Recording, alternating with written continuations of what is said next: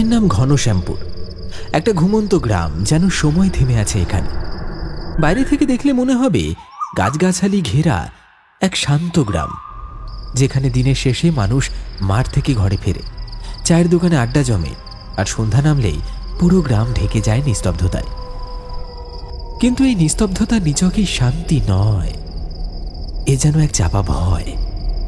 এই গ্রামের ভেতর লুকিয়ে আছে শতাব্দী পুরনো কিছু অপ্রকাশিত গোপন ইতিহাস, কিছু দুঃখ, কিছু অভিশাপ, আর কিছু আত্মা যারা এখনো নিস্তার পায়নি।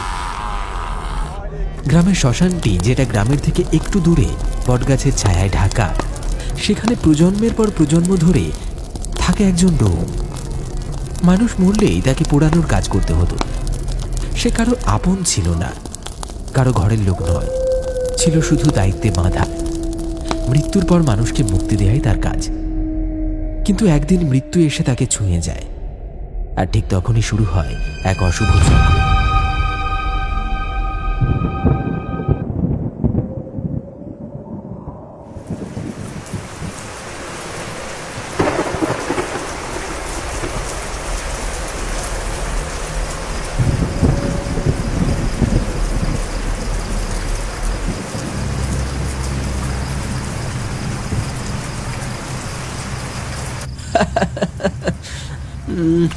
তুই যে গতবার ওই হন্টেড বাড়ির গল্প বললি, তাতে ভূত না থাকলেও হার্ট অ্যাটাক নিশ্চিত ছিল রে ভাই।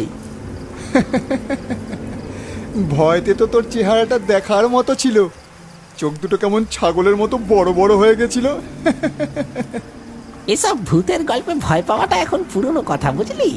এখন তো সবই সায়েন্স, বুঝেছিস? ভয় না পাওয়া লোক দেখানো বলি।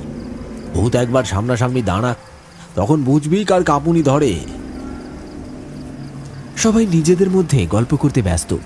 ঠিক সেই সময় দোকানের সামনে দৌড়ে এলো পচা। সে থমকে দাঁড়ায়।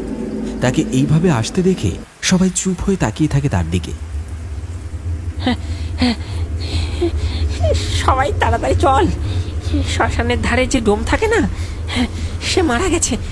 সাতকুলে কেউ নেই, একা পড়ে আছে, কেউ ওদিকে যেতেও চাইছে না। পচার মুখে কথাটা শুনে সবাই একে অপরের মুখ চাওয়াচাওয়ি করছে। সুমনের চোখে অস্বস্তি, বিজনের ঠোঁট শুকিয়ে এসেছে। তবু ধীরে ধীরে মাথা ঘুরিয়ে তাকায় রাহুলের দিকে। হাসির বদলে সবাই চুপচাপ, যেন কিছু অজানা ভয় তাদের গলা টিপে ধরেছে।